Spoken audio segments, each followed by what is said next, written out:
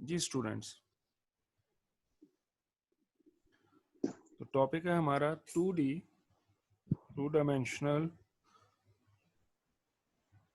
Transformation.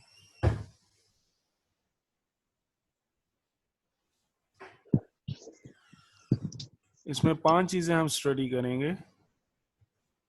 Number 1 होगा हमारा translation, second one rotation, third one scaling, fourth reflection,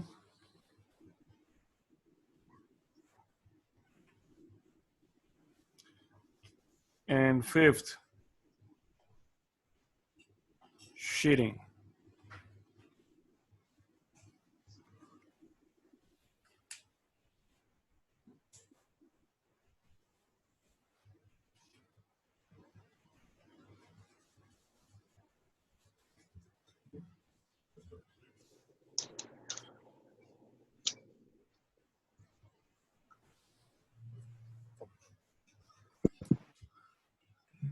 one by one इनको हम study करेंगे। Firstly, what is translation?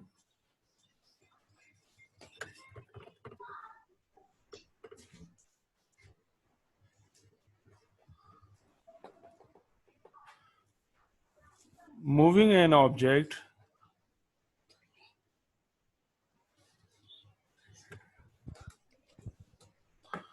along a straight line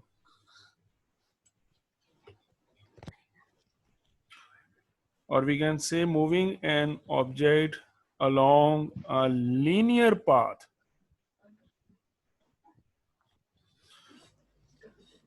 जब किसी object को एक लीनियर पाथ के साथ हम मूव करेंगे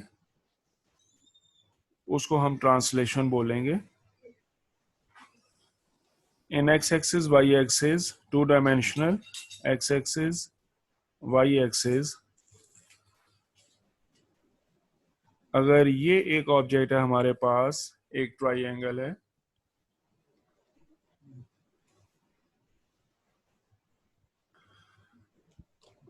और फर्ज करें इस ट्राइंगल को ये स्ट्रेट लाइन के साथ हम मूव करवाते हैं, इसकी न्यू पोजीशन यहां पर होगी हमारे पास। एक्चुअली हमने इस ऑब्जेक्ट के कोऑर्डिनेट्स को हॉरिजॉन्टली कुछ पॉइंट्स मूव किया जिनको हम रिप्रेजेंट करते हैं tx, और वर्टिकली कुछ पॉइंट्स मूव किया है जिनको हम रिप्रेजेंट करते हैं ty।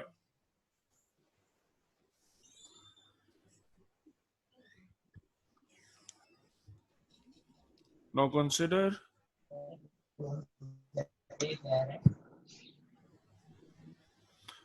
a point P with coordinates x, y that is translated by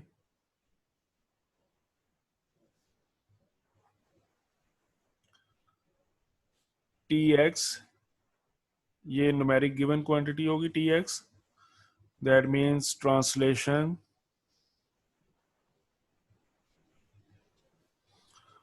along x-axis, and ty ये भी given quantity होनी चाहिए, that means translation along y-axis। इनमें से दोनों क्वांटिटीज भी दी जा सकती हैं, और अगर आप सिर्फ हॉरिजॉन्टली मूव करवाना चाहते हैं ऑब्जेक्ट को, तब आपका टी वाई जो है ये 0 हो जाएगा, ट्रांसलेशन अलोंग वाई एक्सिस जो है ये 0 हो जाएगा। और अगर आप सिर्फ वर्टिकली मूव करवाना चाहते हैं, अप एंड डाउन मूव करवाना चाहते हैं ऑब्जेक्ट को, तो आपका टी एक्स जो है ये 0 हो जाएगा। क्वांटिटीज दोनों दी जाती हैं, लेकिन उसको जिसमें मूव नहीं करना, अगर हॉरिजॉन्टली मूव नहीं करना तो वो टी एक्स हो जाएगा, और अगर वर्टिकली मूव नहीं करना तो वो टी वाई जो है वो 0 हो जाएगा। और अगर दोनों क्वांटिटीज दी गई हैं तो एक्चुअल पाथ हमारा ये वाला बन रहा था, लेकिन क्वांटिटीज दो इस तरह होती हैं कि टी एक्स हॉरिजॉन्टली को रिप्रेजेंट करता है और टी वाई वर्टिकली को। टी एक्स की वैल्यू अगर नेगेटिव हो तो फिर हम लेफ्ट साइड पर मूव कर रहे होते हैं नेगेटिव एक्सिस में।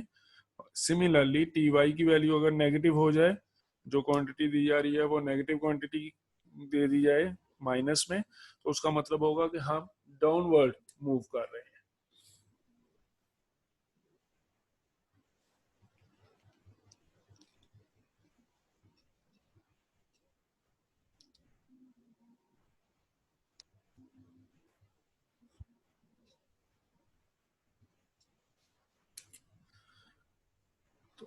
पॉइंट था हमारा जिसके कोऑर्डिनेट एक्स वाई है, पॉइंट पी जिसके कोऑर्डिनेट एक्स वाई है, यहां मैं ड्रा करता हूं पॉइंट पी, इसके कोऑर्डिनेट एक्स वाई, और इस पॉइंट को अगर हमने मूव करवाया एक स्ट्रेट लाइन, तो टी एक्स गिवन था, टी वाई गिवन था, और न्यू पॉइंट जो हमें हासिल हुआ उसको हम पी डैश बोल देंगे और रिप्रेजेंट करेंगे एक्स डैश वाई डैश से। X dash Y dash the new point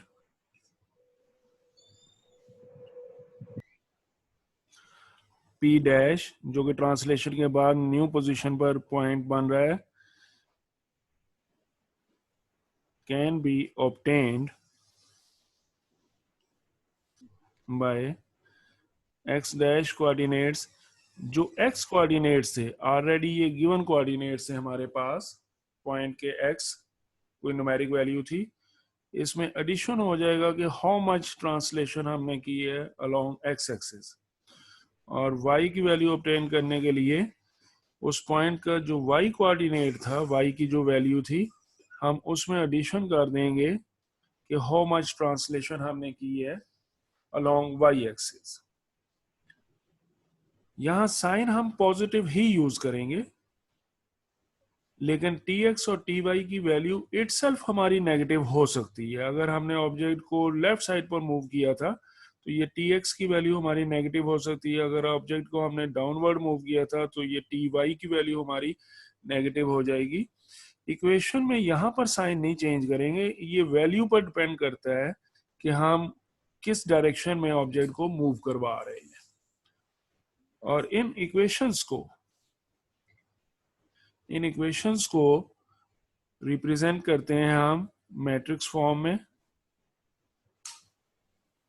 in matrix form हम इसको लिखते हैं X dash Y dash matrix can be obtained by addition of these two matrices T X T Y matrix plus point matrix X Y matrix. Shortly हम इन matrices को यूं लिखेंगे कि P dash matrix is equal to translation matrix plus point matrix.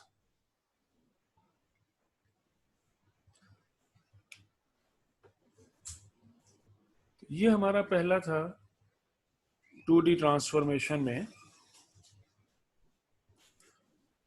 2D transformation में पहला step हमारा translation, moving an object along a straight line और moving an object along a linear path.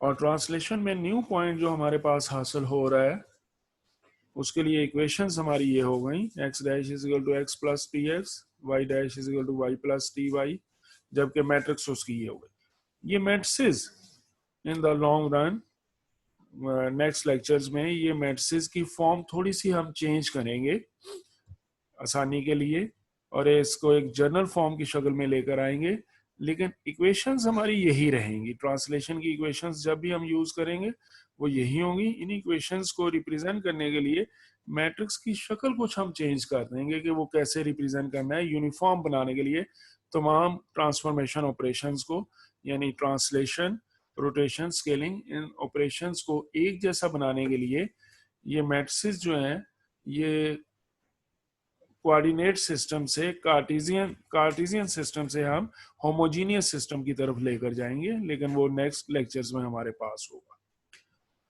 तो ये पहला था हमारा ट्रांसलेशन। दूसरा टॉपिक हम इसके साथ आज कवर करते हैं रोटेशन का, कि ऑब्जेक्ट्स को रोटेट कैसे किया जाता है।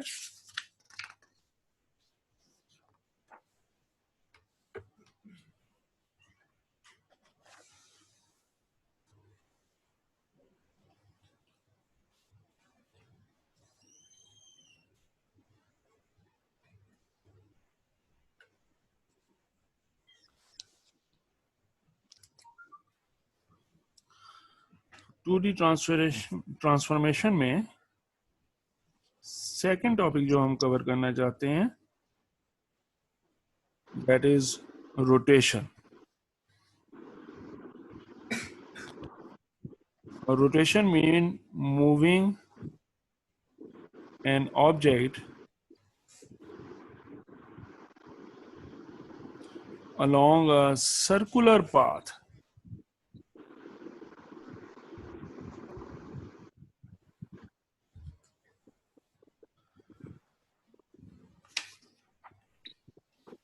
ट्रांसलेशन में हमने कहा था moving an object along a linear path, straight line के साथ, जबकि रोटेशन में हमारे पास ये हो गया moving an object along a circular path. Object जो है वो सर्कल के आउटर बाउंड्री के साथ साथ जो सर्कुलर पाथ बन रहा होता है उसके साथ मूव करेगा। फॉर एग्जांपल अगर मेरे पास यहाँ पर ये एक ऑब्जेक्ट है और मैं कहता हूं कि इस ऑब्जेक्ट को हम 90 डिग्री रोटेट करना चाहते हैं, 90 डिग्री रोटेशन के बाद इस ऑब्जेक्ट का ये सर्कुलर पाथ के साथ रोटेट होगा। 90 डिग्री रोटेशन के बाद ऑब्जेक्ट हमारा यहां कहीं होना चाहिए।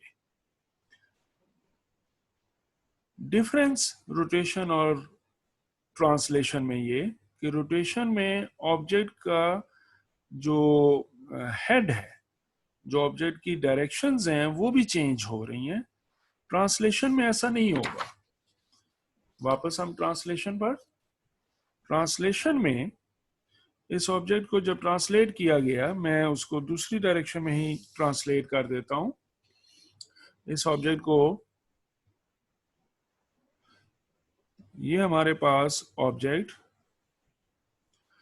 इस ऑब्जेक्ट को स्ट्रेट लाइन के साथ अगर हम ट्रांसलेट करवाते हैं तो ऑब्जेक्ट की डायरेक्शन पे कोई फर्क नहीं आया। इसका हेड, जो टॉप हेड है, ये अपवर्ड था। आफ्टर ट्रांसलेशन भी ये अपवर्ड ही रहा है। इस ट्रांसलेशन में हमारा टीएक्स जो है वो तो पॉजिटिव था, ऑब्जेक्ट हमारा अप साइड की तरफ गया, सॉरी नेगेटिव था, नेगेटिव। ऑब्जेक्ट हमारा लेफ्ट साइड की तरफ गया है, यहाँ टी एक्स जो है ये हमारा नेगेटिव बन रहा है और टी वाई जो है वो हमारा पॉजिटिव था। तो ये ट्रांसलेशन है। ट्रांसलेशन में ऑब्जेक्ट की डायरेक्शन चेंज नहीं हुई। इसका हेड जो है ये अप साइड था, यहाँ भी अप साइड है। लेकिन रोटेशन में हेड जो है वो 90 डिग्री रोटेट होने के बाद ऑब्जेक्ट चेंज हो गया हुआ है, moving along a circular path.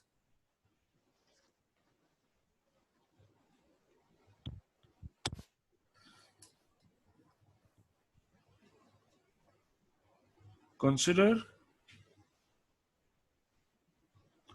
a point P with given coordinates xy, xy की वैल्यू गिवन होगी, that is rotated by theta degree. Theta degree rotation इसकी, ये भी गिवन होनी चाहिए वैल्यू, ये वैल्यू गिवन होनी चाहिए। और ये वैल्यू भी एक्स वाई की भी गिवन होनी चाहिए। तो after rotation then P dash, after rotation new point P dash जिसके coordinates X dash Y dash होने चाहिए, can be calculated as X dash coordinate हमारा कैलकुलेट होगा X multiply by cos theta, ये जो थीटे की वैल्यू दी गई थी, multiply by cos theta minus Y multiply by sine theta. और y डैश कैलकुलेट करने के लिए इक्वेशन हमारी होगी x sine theta plus y multiply by cos theta. यहां कुछ इंपॉर्टेंट पॉइंट्स याद रखिएगा। थीटे की वैल्यू अगर पॉजिटिव है तो उसका मतलब होगा एंटी क्लॉकवाइज।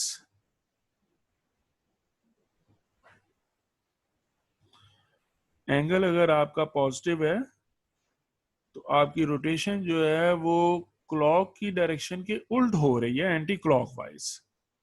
और थीटा अगर आपका नेगेटिव हो तो आपकी जो मूवमेंट है, रोटेशन जो है वो क्लॉकवाइज होगी।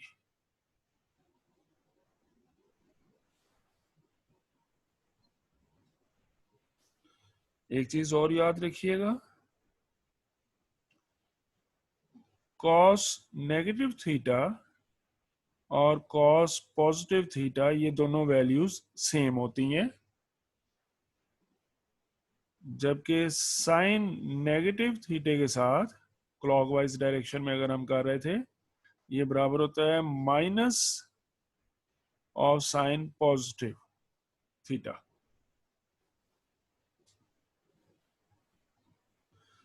एनी हो,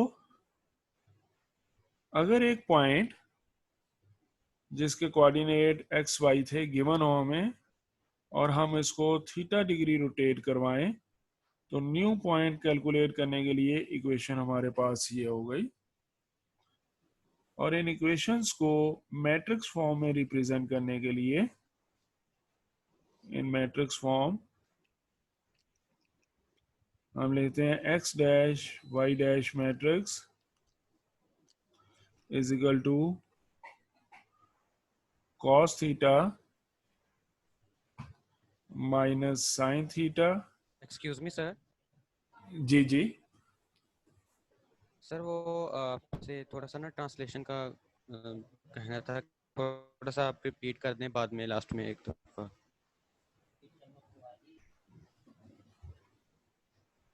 किसके लिए? ट्रांसलेशन के लिए सर। ये ऐसे होगा, जितनी भी हम लेक्चर कर रहे हैं आपके ये तमाम लेक्चर्स मैं यूट्यूब पर शेयर करके आपको उसका लिंक भी दे दूंगा।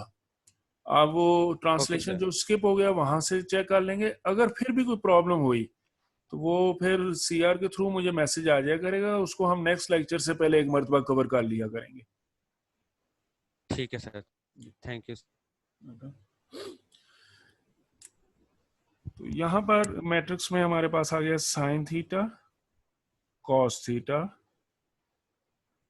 ये 2x2 की मैट्रिक्स हमारी हुई और मल्टीप्लाई होगा पॉइंट मैट्रिक्स के साथ एक्स वाई के साथ।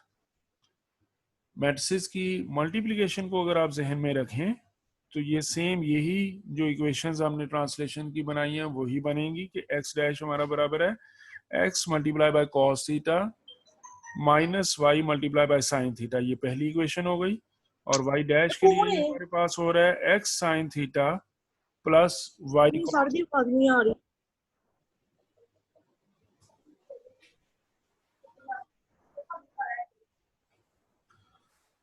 ओके, मैं अभी एक्सक्यूज मी सर। जी श्योर। सर ये जो अभी आपने मैट्रिक्स फॉर्म में बताया ये प्लीज दोबारा रिपीट कर देंगे। मल्टीप्लिकेशन इसकी, यस सर। ओके,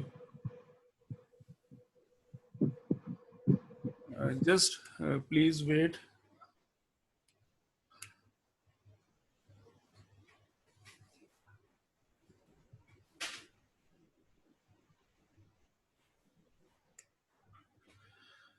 मैट्रिक्स की मल्टीप्लिकेशन होती है, ये फर्स्ट रो जो है ये इस कॉलम के साथ मल्टीप्लाई होगी, x मल्टीप्लाई होगा cos थीटा के साथ, हमारे पास ये बन गया x multiply by cos theta, उसके नेक्स्ट आ गया हमारे पास minus sine minus Y sine theta, तो ये पहली वाली इक्वेशन हमारी बन गई।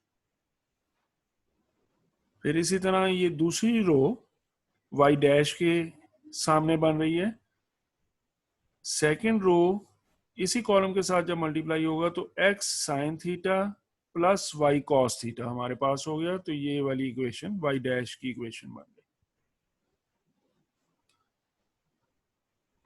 अभी मैं इस स्टेप को स्किप कर रहा हूं कि ये इक्वेशंस रोटेशन में किस तरह बनी, उसके पीछे साइंस क्या थी, मैथमेटिक्स क्या था, उसको हम स्किप कर रहे हैं। हम सिर्फ ये याद रखेंगे कि अगर किसी पॉइंट को हमने रोटेट करना हो और एंगल हमें दिया गया हो तो इन इक्वेशंस में वैल्यूज पुट करके हम कैलकुलेट कर सकते हैं। इसकी एक छोटी सी एग्जांपल हम यहाँ पर परफॉर्म करते हैं कि हमारे पास ये कोई पॉइंट गिवन है P पॉइंट, और फर्ज करते हैं इसके कोऑर्डिनेट हैं 10 और 0, यानी x की वैल्यू 10 है और y की वैल्यू यहाँ पर 0 है, और इस पॉइंट को हम रोटेट करना चाहते हैं 90 डिग्री। 90 डिग्री पॉजिटिव के साथ जब हम कहेंगे तो उसका मतलब हमारा हो जाएगा कि हम एंटी क्लॉकवाइज चल रहे हैं, तो एंटी क्लॉकवाइज 90 डिग्री रोटेट होने के बाद श्योरली ये ऑब्जेक्ट यहाँ कहीं हमारे पास आ जाना चाहिए, और सर्कुलर पाथ के मुताबिक अगर ये डिस्टेंस हॉरिजॉन्टल डिस्टेंस हमारा 10 का था तो वो डिस्टेंस यहाँ पर भी हमारा 10 का ही होना चाहिए। तो ये तो हमें जुबानी थोड़ी सी अंडरस्टैंडिंग हो गई कि P डैश जो है उसमें y की वैल्यू हमारी 0 हो गई होगी, और सॉरी x की वैल्यू हमारी 0 हो गई होगी और y की वैल्यू जो है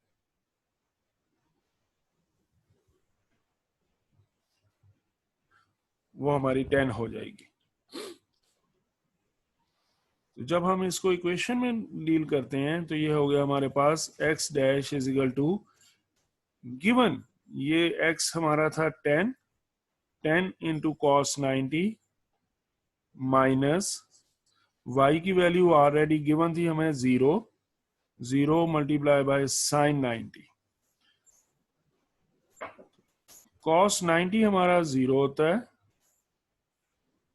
साइन 90 हमारा 1 होता है, लेकिन ये ओवरऑल x डैश जो कैलकुलेट हुआ हमारे पास वो 0 हो गया। सिमिलरली y डैश उसी इक्वेशन के मुताबिक y डैश हम कैलकुलेट करना चाहें तो x multiply by sine theta हमने करना था, यहाँ पर x जो गिवन था हमें वो 10 है, 10 मल्टीप्लाई बाय साइन और एंगल हमारा 90 प्लस 0 y की वैल्यू मल्टीप्लाई बाय कॉस 90, तो ये हो गया हमारे पास 10 multiply by 1 plus 0 multiply by 0, that is 1। x dash हमारे पास 0 बन गया, y डैश हमारे पास 1 हो गया, that mean after rotation of this point जो न्यू इसकी लोकेशन बनी है वो 0 और 10 बनी है हमारे पास। तो आज का ये लेक्चर हमारा यहीं तक, इसमें कोई क्वेश्चंस होंगे वो आप नोट कर लीजिएगा। नेक्स्ट लेक्चर से पहले हम उन क्वेश्चंस को एड्रेस करेंगे और फिर उसके बाद नेक्स्ट टॉपिक की तरफ जाएंगे। Thank you for all participants.